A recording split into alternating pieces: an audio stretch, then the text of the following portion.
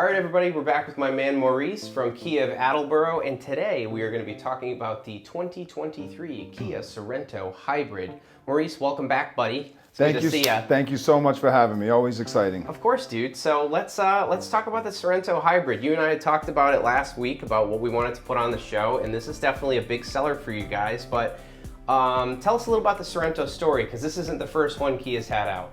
So the Sorento has been one of our bread and butter vehicles, for lack of a better term, for a number of years. It's on numerous generations. In 2021, it came out with the full body redesign. Obviously, 2022, we have the new logo. It's still standard with the third row, but exciting for 22, as well as carrying over into 23 and very soon 24, is the option to be able to get a hybrid powertrain. So before it was just 4-cylinder gas, 6-cylinder gas. They eliminated the 6-cylinder engine. We now have the 4-cylinder engine available with the turbo, with the non-turbo. And then if you want a hybrid, you can go hybrid or plug-in hybrid. So a lot of exciting new trim levels. It puts us right in the conversation for top luxury SUVs with hybrid options. Yeah, and I know Motor Trend, this has been a vehicle they've liked a lot in the past. I didn't know it actually came with the third row. Now, we had talked about the Telluride before, and this vehicle is a little bit smaller than the Telluride, correct? Correct. So one step down in size from the Telluride, but you're not lacking any safety or any luxury, especially when you go all the way up the trim level line to the SX. And then when you talk about the Prestige, it just blows you away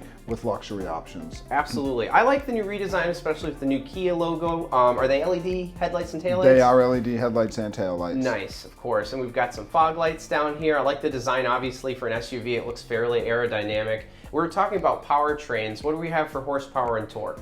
So if you go with the straight hybrid, it's 227 horsepower with a whopping 258 pounds of torque. Sure. That carries over to the plug-in hybrid, which also has the same 258 pounds of torque, but with 262 horsepower. Wow, and you said, we were talking off camera, that has about 30 miles of electric-only range, the plug-in hybrid? Between 30 and 33, let's call it 32 to be a little conservative, and that's all electric. The cool thing about, one of the cool things, on the non-plug-in, 655 mile range when you're fully charged, when you have a full tank of gas. That's like diesel pickup truck territory with those huge tanks, but it's not going to kill you at the gas pump. Absolutely. And what is just the regular non-plug-in hybrid, the hybrid one that actually you drove here today? What does that get for mileage?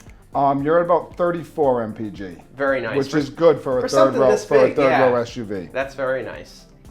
So let's talk a little bit about the interior. And you were saying that the captain's chairs for the second row are new for 2022 into 23? Well, as in 2021. So Kia does a great job listening to their customer base. And the captain's chairs were so highly sought after in the Telluride, they carried it over into the Sorento. And in 2021, they were introduced, and now they're available on all trim levels of the hybrid and the plug-in hybrid. Right. Back when you and I were younger and everybody had a minivan, it was always nice to have the captain's chair so you could run in and out, get in the third row and things. That's exactly how parents are thinking, whether you're parents of pets or with real kids running back and forth. It just makes the ease of access to the third row that much better. Yeah, and I see we've got some vents back here for the passengers, a couple of cup holders, some handholds.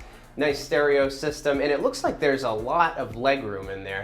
There is, and there's USBs everywhere, which is really cool. I always point that out to my customers. Everything from the inlets on the doors to give you a couple more inches of elbow room, leg room is of a plenty. Kia just does a great job with the design. I can't tell you enough how many times people get into our vehicles and say, I can't believe this is a Kia. I'm not surprised at all. I mean, their design language and quality, I mean, they already started as a pretty great company and everybody known about them, but over the past 4 or 5 years, I've really noticed it's really taken a so many times people say, well, they look good now too. Like before they were building the reputation on the safety, on the reliability, the warranty. Obviously, the best warranty in America always helps. But at one point, they just weren't the most attractive vehicles on the road. Yeah, back in the now day. They can take that title. People are like, wow, look at the new Kia. Of course, when you see them on the road, they have a very unique set of headlights and taillights. And I'm always in the car, either with parents or friends, and they'll say, because we're car people, and they'll go, "Oh, what's that? Have you heard of this?"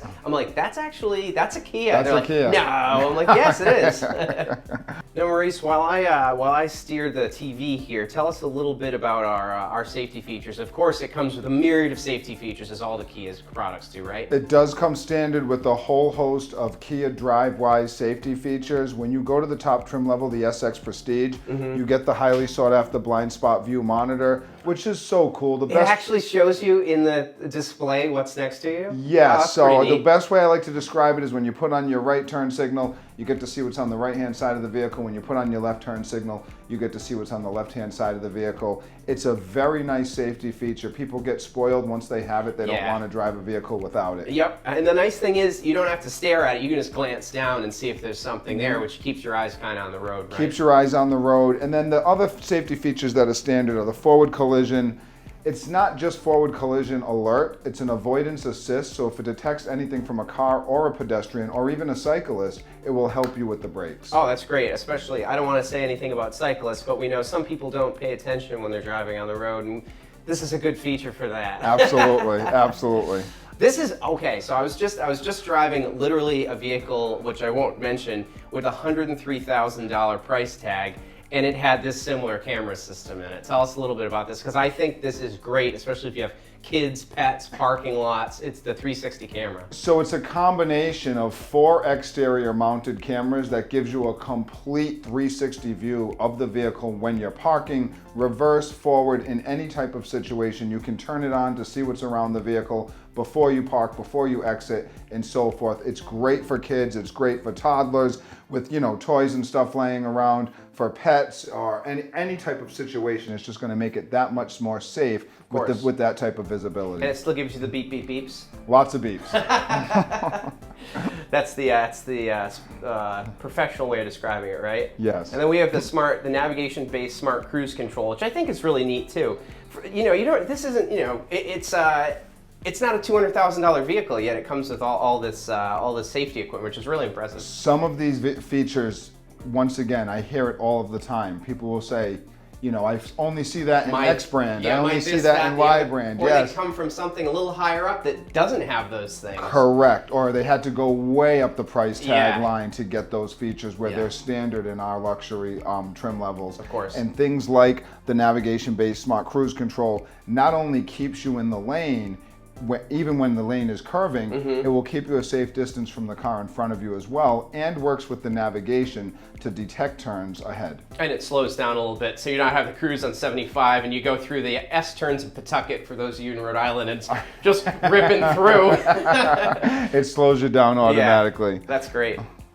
Back to the interior, Maurice. Obviously this has a super modern design. I really like the cool air vents. We get a lot of positive feedback on the air vents, believe it or not. Obviously, it has the unique gear shifter because it is a hybrid. Yep. Very, very fun to drive vehicle. I drove one down here today. Comfortable, safe. That's what screams out at you when you're driving it. And with the addition of the electric motor, if anybody's driven a hybrid vehicle, just on tip in on throttle before it's shifting gears, before you're doing anything, there's that immediacy of torque, which I think is really nice. It's very nice. Yeah. You're never in a situation where you're feeling like the vehicle lacks power. Exactly. And yeah, like I said, I like the vents. Obviously, we have a dual digital display here, the rotary shifter. Do we also have select drive modes? Yes, so they're all available with all-wheel drive, and us being up here in New England, it's obviously the most popular. They're pretty much all-wheel drive, right? Correct, yeah. So full-time all-wheel drive with the option to put it into eco mode, sport mode. You can lock the all-wheel drive and couple that with the snow mode in any type of bad conditions, not just snow. Maybe you're driving on gravel or beach sand. Sure,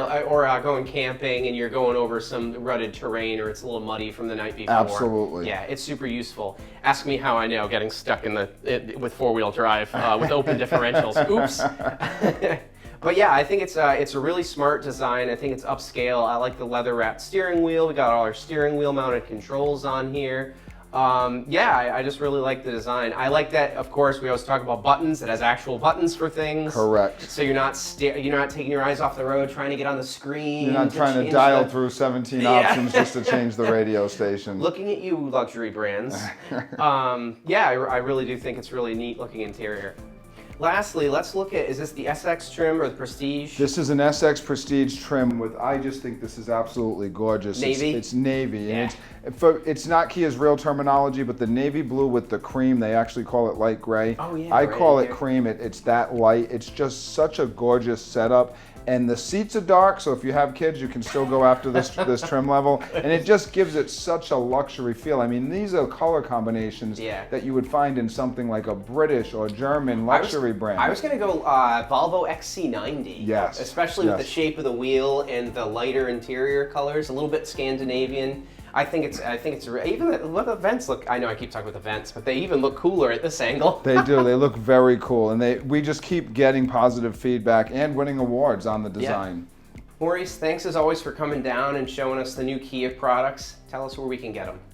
You can shop us online anytime at kiaofattleboro.com and come check us out. We're right on Newport Avenue over the Rhode Island border in South Attleboro, Massachusetts. Ask for Maurice. Absolutely. Thanks, buddy. Thank you for having me. Awesome time. Thanks, bro. See you next month. See you next month.